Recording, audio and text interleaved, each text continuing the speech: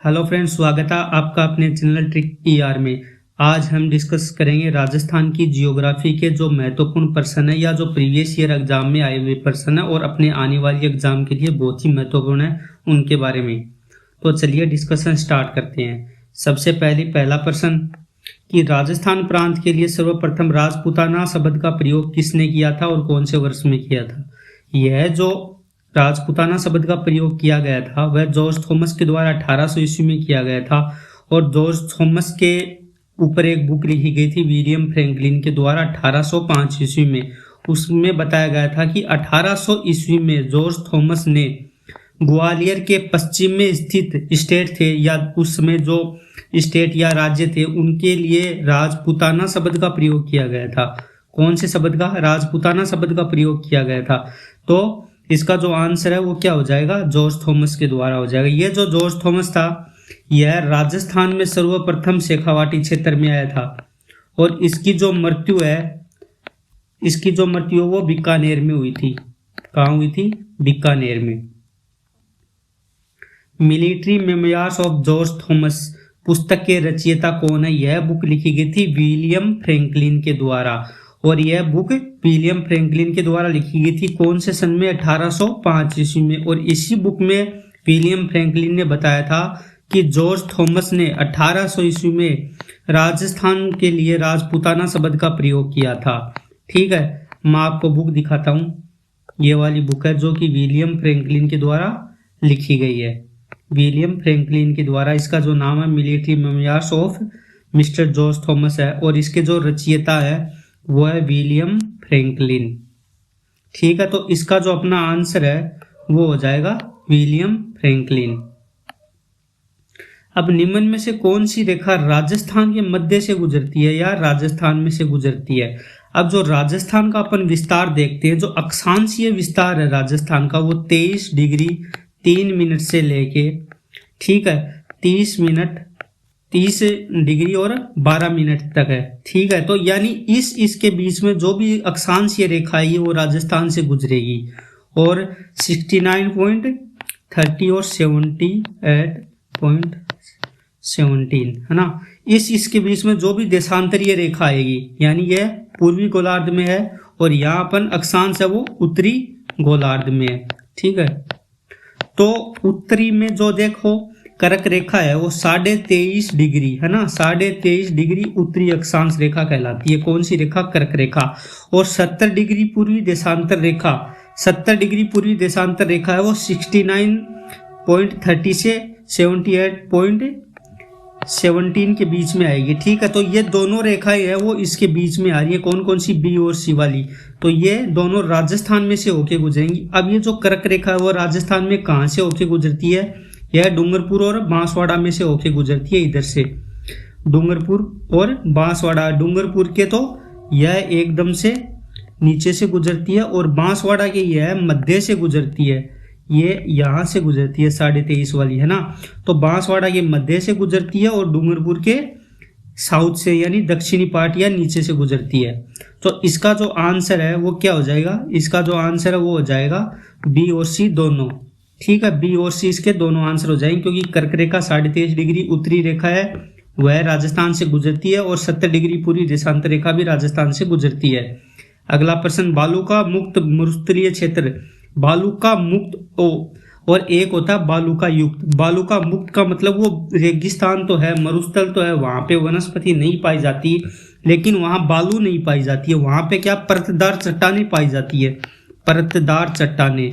और यह ज्यादातर बाड़मेर और कुछ जैसलमेर के हिस्सों में पाई जाती है ना। जैसलमेर और बाड़मेर का जो चट्टानी भाग है यह किस काल की अवसादी चट्टानें है ना। यह जो अवसादी चट्टानें है वो टर्सरी और प्लीस्टोसीन युग की चट्टानें हैं। इस चट्टानों में क्या होता है? सर्वाधिक गैस व तेल यानी जो पेट्रोलियम उत्पाद है वो पाए जाते हैं। ठीक है, कौन कौन से पाए जाते हैं? गैस और पेट्रोल।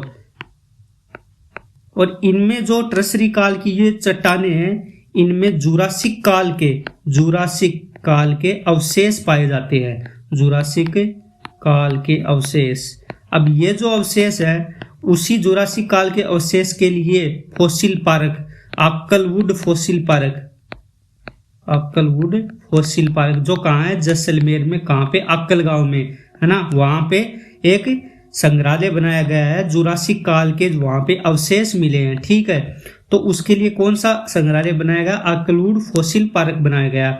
और ये जो ट्रसरी और प्लास्टिसिन युग की जो चट्टाने हैं या जो यो युग है, यहाँ पे जो चट्टाने पाई जाती है वो बाड़मेर के गुड्डामलानी और बायतू जो क्षेत्र है, गुड्डामलानी, बाड़मेर का गुड्डामलानी और बायतू, इस क्षेत्र में सर्वाधिक पाई जाती है। कौन से में, गुड्डामलानी और बायतू में, इसलिए यहाँ पे सर्वाधिक पेट्रोलियम उत्पाद पाए जाते हैं। अरावली पर्वत के ढलानों पे मुख्यतः किस फसल की खेती की जाती है। अरावली पर्वत का जो ढलान है वहां पे जो मिट्टी पाई जाती है वो काली और लाल मिट्टी पाई जाती है, ठीक है। और उसमें जो काली और लाल मिट्टी पाई जाती है उसके अंदर NPK यानी नाइट्रोजन, फास्फोरस और पोटाशियम की कमी होती है, इसलिए वहां पे हर फसल नहीं होती है, वहां पे सिर्फ मक्का की फसल की जाती है, ठीक है। वहां पे कौन सी फसल की जाती है, मक्का की फसल की जाती है। कहाँ पे, अरावली के पर्वतीय ढलानों पे, अरावली के जो पर्वतीय ढलान है वहां पे मक्का की खेती की जाती है। थार मरुस्थल का विस्तार किन किन राज्यों में, थार का जो मरुस्थल है वो राजस्थान, पंजाब, गुजरात, हरियाणा, इन सभी में पाया जाता है।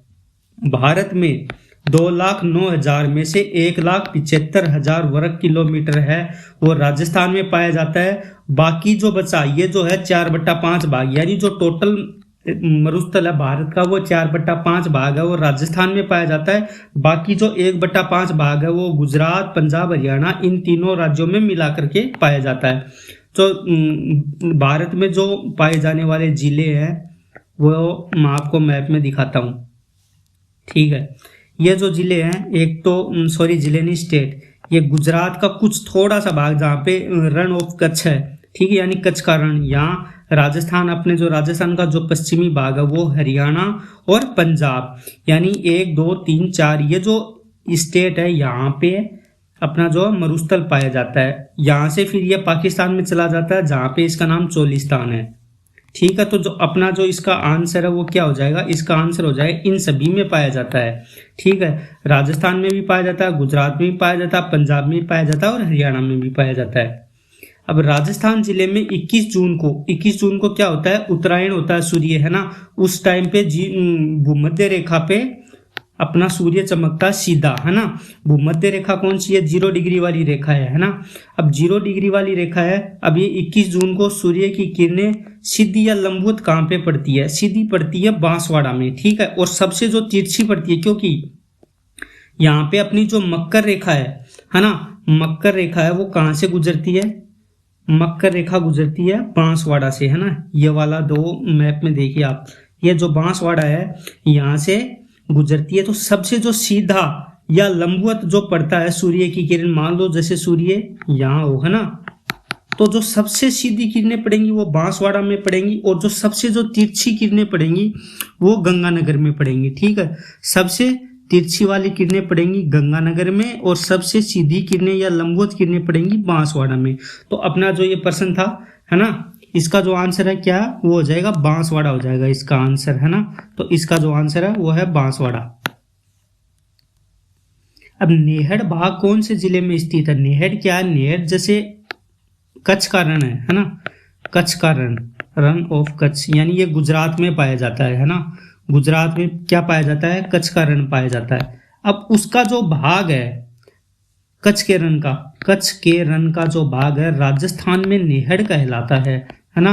और यह सर्वाधिक जालोर जिले में है, ठीक है, सर्वाधिक जालोर जिले में, थोड़ा सा यह बाड़मेर में भी है ना, बाड़मेर जिले में भी है। तो यहाँ पे जो आंसर है वो जालोर हो जाएगा।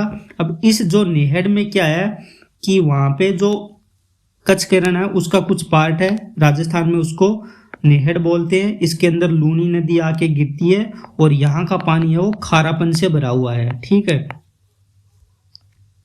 अब 56 का मैदान कहाँ स्थित है, अब 56 का मैदान कहाँ पे स्थित है, यह है बांसवाड़ा और प्रतापगढ़ में है, बांसवाड़ा और प्रतापगढ़ में।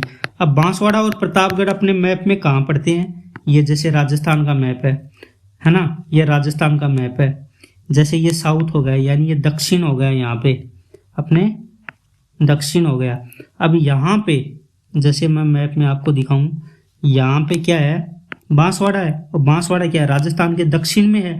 राजस्थान के दक्षिण में है तो ये यहाँ पे जो अपना जो प्रतापगढ़ भी दक्षिण में है, यानी यहाँ पे 56 का मैदान पाया जाता है। 56 का मैदान क्या है, 56 नदी नालों का समूह है बांसवाड़ा जिले में। बांसवाड़ा और जो प्रतापगढ़ जिले है, यहाँ पे 56 नदी नालों का जो समूह है उसको हम क्या बोलते हैं, 56 का मैदान बोलते हैं, है ना।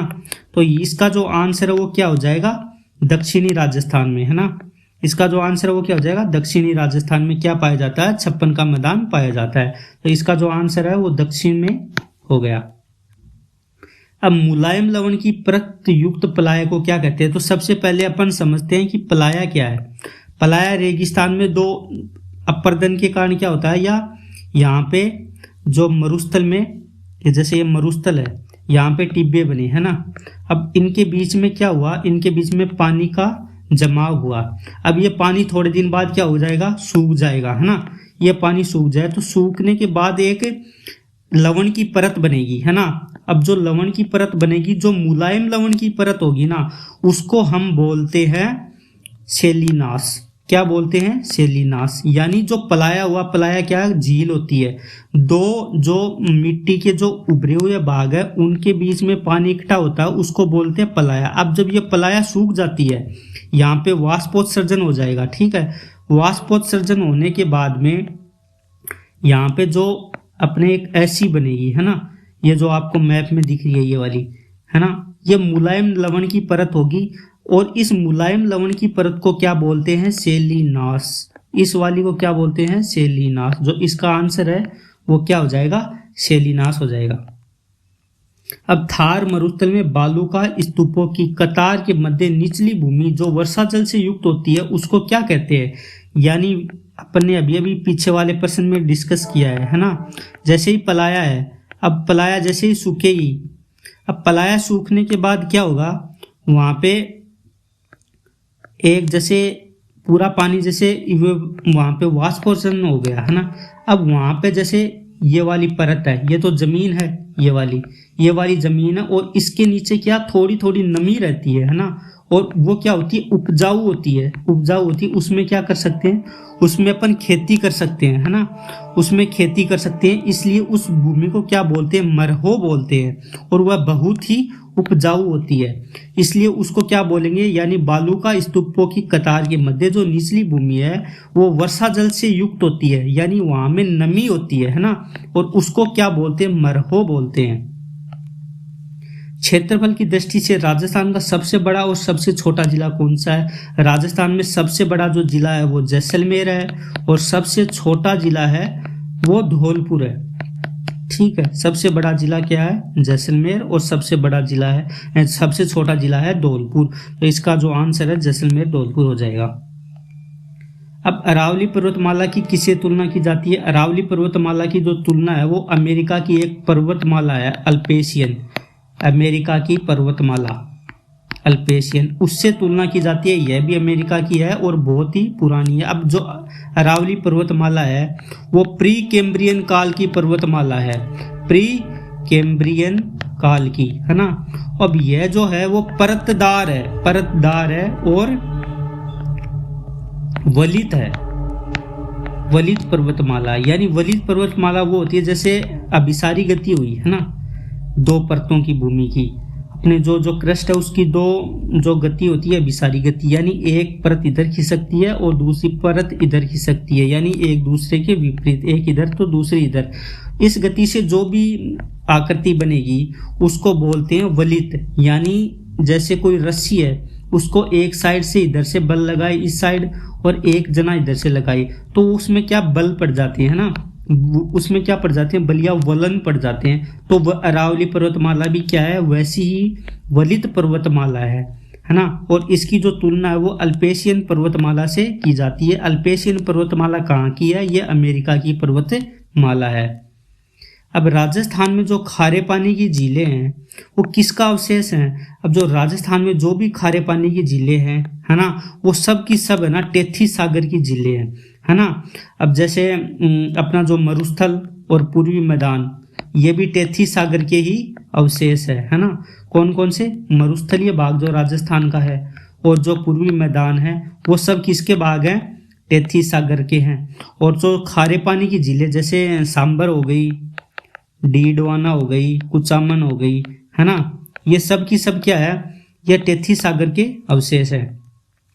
अरावली पर्वतमाला की सर्वाधिक ऊंचाई और सर्वाधिक चौड़ाई कहाँ पे है? तो इसमें मध्य क्षेत्र में, उत्तरी क्षेत्र में, दक्षिण क्षेत्र या दक्षिणी पश्चिमी क्षेत्र में। तो इसका आंसर देखने के लिए सबसे पहले अपने को क्या मैप देखना होगा, है ना। ये अरावली पर्वतमाला, ये वाली आप देखो, ये वाली अरावली पर्वतमाला है।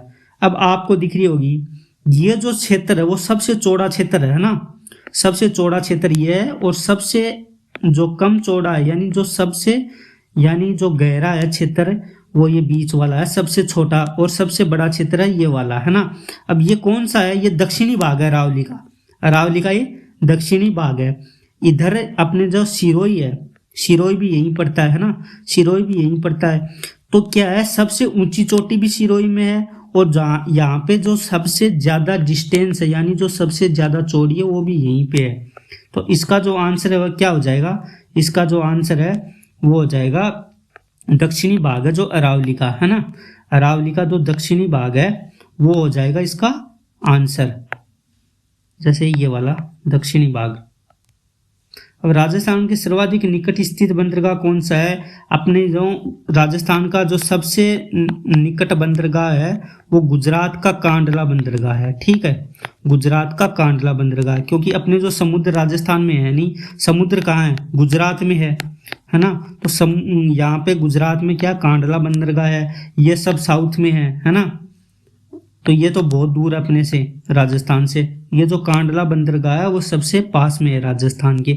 ये जो कांडला बंदरगाह है वो आज़ादी के बाद बनाया गया भारत का पहला बंदरगाह था, क्योंकि जो कराची बंदरगाह था वह पाकिस्तान में चला गया था आज़ादी के बाद। तो उसके बदले में अपन ने कांडला का बंदरगाह बनाया। तो राजस्थान के सर्वाधिक निकट बंदरगाह कौन सा है? वो हो जाएगा कांडला बंदरगाह, गुजरात में। और उसकी जो लोकेशन है वो ये वाली है, आप देख लो, है ना। यहाँ राजस्थान से सीधा ये पास में ही है।